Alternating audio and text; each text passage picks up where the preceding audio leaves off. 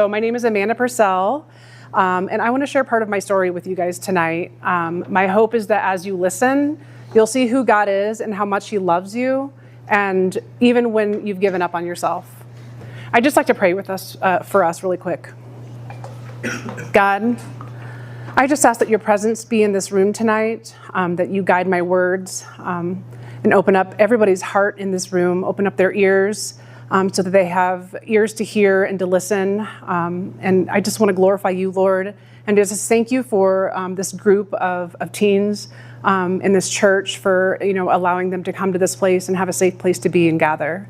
And I just thank you again, Lord, for your son Jesus. In his name I pray, amen. All right. So I was born and raised in Des Moines, Iowa, with my parents and my older sister, who is here tonight. Here to support me. From an early age, I carried this emptiness inside. I had a lot of shame-based thinking. No matter what I did, I never felt like I was good enough. I was always comparing myself to others, trying to fit in, adjusting myself to what I thought other people would like. I didn't know who I was. As a child, I do remember going to church, but that faded into us becoming a holiday church family. We went to church on Christmas and Easter, and while there was a foundation of faith in our home, it wasn't something we lived out every day. I believed in God, but I didn't really know Him. And because I didn't know Him, I tried to fill that emptiness with other things. Approval from people, success, and just trying to look like I had it all together. When I was 14, I was a freshman in high school. And by the way, I graduated in 1998. So high school was a lot different back then in the 90s. So I was a freshman in high school. I had my first drink at a house party. And for the first time, I felt like I belonged. Alcohol gave me a false confidence. I felt comfortable in my own skin. While I was drinking, I didn't have to think about not being good enough. I had arrived. I became the life of the party, drinking more than anyone else. But most weekends ended in blackouts. I didn't know what I did or where I was. I quickly realized that I didn't drink like all of my friends. I could never get enough. I never knew when to stop, and every time I drank, bad things happened. I have some pictures, because, let me try to figure this thing out. Okay, so this is me in the 90s. This is partying in the 90s, so I was told I could say this, but I went to a Pimps and Hoes party. Yeah, so we were all dressed to the nine. The guys were, in their tuxes, and we were in our dresses, and yeah. So just to give you a little flavor of what it looked like, if I can get this thing figured out. Okay, anyway. Here, I got to go the other way. All right, here's another. I'm the girl in the red dress with the blonde hair. That was one of the things that I did. I dyed my hair blonde because I thought, guys would like that. So that was fun. There we are with our cigars. I thought there was going to be a blank screen. But anyway, okay. So it wasn't long before the consequences showed up. The police were called to parties, and more than once my parents had to pick me up for underage drinking. One night during my sophomore year, the police knocked on the door of a hotel party I was at. Everyone in the party jumped out of the second-story window to run from getting caught from the cops. I jumped too, but when I landed, I heard a pop in my ankle and landed right in front of the police waiting at the bottom of the window. All of my so-called friends ran and left me behind. That night left me with a broken ankle, an underage drinking ticket, and the end of my soccer career. Prior to that, I had been involved in track, cross country, volleyball, and soccer. But drinking and my injury robbed me of my ability to participate in sports and tanked my motivation to be part of high school sports any longer. By 16, alcohol had controlled me. I wasn't drinking at parties anymore on the weekends. I wasn't just drinking at parties on the weekends. I was mixing vodka and Mountain Dew and drinking in the school parking lot before classes. On the outside, I was still passing class, but on the inside, I was lost. As time went on, alcohol led me into drugs. What started as a way to fit in and do things to get people to like me turned into full-blown addiction. By the time I graduated high school and went to college, I was drinking daily and now using cocaine and methamphetamine so I could drink more. My life spiraled faster than I could lower my morals. I quit college, partied constantly, hurt people I loved, and pushed away my family. I hated the person I had become. I tried to quit many times, but I couldn't do it on my own. In my early 20s, I started selling drugs to support my habit. I got involved with a street gang, and the DEA were watching us. At age 24, I was arrested on a warrant for conspiracy to manufacture and deliver methamphetamine, a charge that carried a 25-year sentence. I was sentenced to prison and served a year before being paroled back to my parents' house. So this is the picture. If I can figure this out. Sorry, guys. Well, Hugh.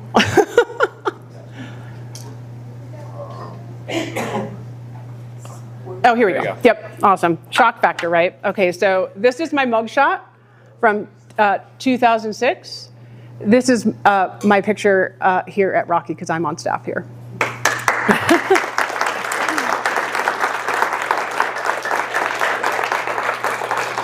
Thank you. So like I said, this arrest warrant that I was served, the charge carried a 25-year sentence. I was sentenced to prison and served a year before being paroled back to my parents' house. Prison was one of my rock bottoms. It was a place where every lie I had believed, every escape I had chased, and every illusion of control came crashing down. The first month I was in prison was the hardest. I had enough time to sit with myself, and I was wrestling with 5 significant realizations. The first one was the loss of my freedom. I was physically removed from society. Every choice I had was taken away. I couldn't pretend to be in control anymore. All of my consequences has caught up to me. The things I once thought I was getting away with were finally exposed. I was in complete isolation. I was removed from family, friends, and the life I once knew. I finally hit the end of myself, and my old coping mechanisms didn't, like running away, numbing with drugs and alcohol, hiding from people, didn't work anymore. The 5th realization was I was forced into stillness. I was in a prison cell with one roommate, so I was left alone with my own thoughts, regrets, and the reality of where my choices had led me. So one night, in that broken place, I finally cried out to God with nothing left to offer. I prayed this simple prayer: God, I can't do this anymore. I need your help. I surrender. There in a prison bunk at 24 years old, ashamed, exhausted, and with nothing left to show for my life, God met me. He didn't shame me. He didn't walk away. Instead, he poured out his love, his forgiveness, and his strength in a way I can't fully put into words. His presence was so real, it was almost tangible. In that moment, something changed inside of me, and I will forever be grateful. I wish these were in order, guys. Sorry. We'll get to that one.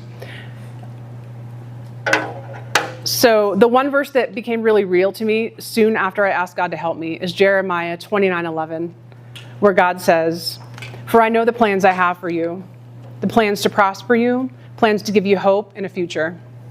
For so long, I thought I had to figure out life on my own. But realizing God already had a plan for me, that he wanted to give me hope and guide me in rebuilding my life, changed everything. In prison, I started reading the Bible, going to chapel, and building a relationship with Jesus. I knew if I wanted a new life, I needed a new start and a really good guide. After leaving prison and surrendering my life to Jesus, I thought I had left my obsession to drink and use drugs behind. But I was still tempted, and I fell back into my old ways. I continued to drink and use drugs for 3 more years, creating more wreckage and pain to the people that loved me.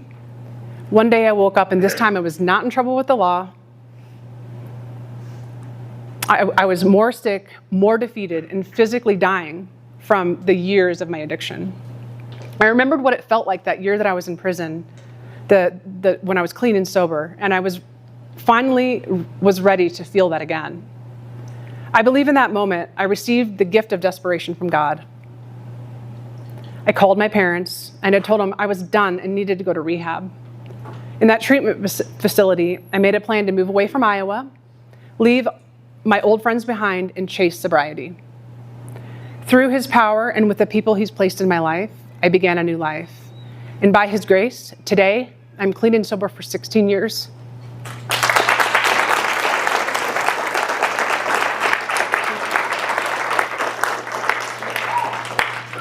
Here's the truth.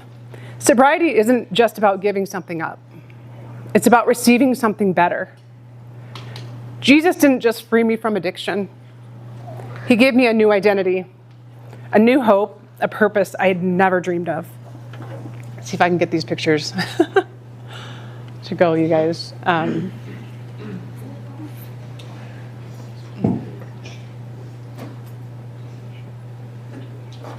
have a family. They're somewhere in here. There we are. So today I have a husband and 2 beautiful sons.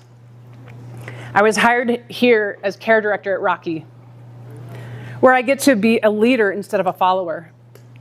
One of the rewarding things I do here is lead our 12-step recovery group, where I've been named the hope dealer.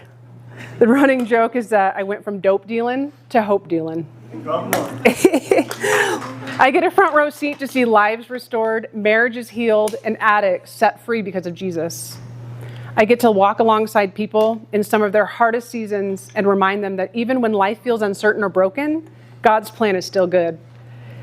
His hope is still real, and their future is still secure in him. Looking back, I can see how every step of my journey, the struggles, the searching, even the seasons of emptiness, were all preparing me for what I get to do now here at Rocky. In this role, I have the privilege of coming alongside people in their pain and pointing them toward the same hope and future that God has shown me. It's a daily reminder that his plans are not just for me, but for every single person that walks through this door.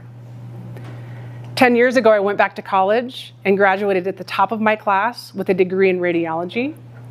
Today, I also work in a hospital's cardiac cath lab, saving the lives of people experiencing heart attacks, an opportunity that shouldn't have been possible for an ex-convict and addict. But with God, impossible things become possible. And I have some pictures of me working in the cath lab, which is pretty crazy. So that's me over there, working on patients. This is my team at the hospital. This is another picture of me doing what I do there.